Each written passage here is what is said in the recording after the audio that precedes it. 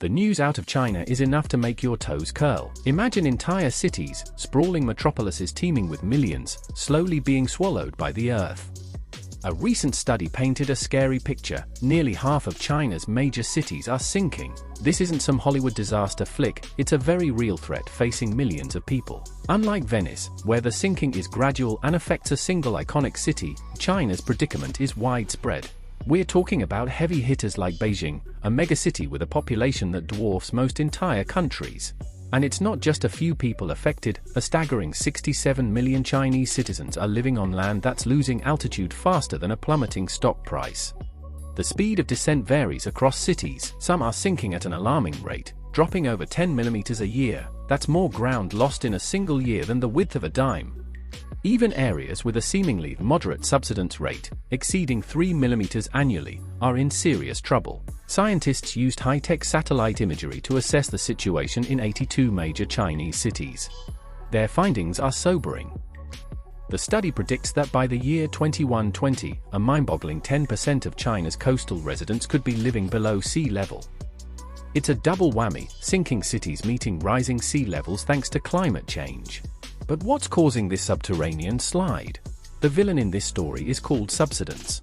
In layman's terms, human activity is sucking the life out of the ground, literally. We're guzzling groundwater faster than it can be replenished, leaving vast caverns underground. Oil drilling and mining contribute to the problem as well, creating more empty spaces beneath our feet. China's massive infrastructure boom adds another layer of stress.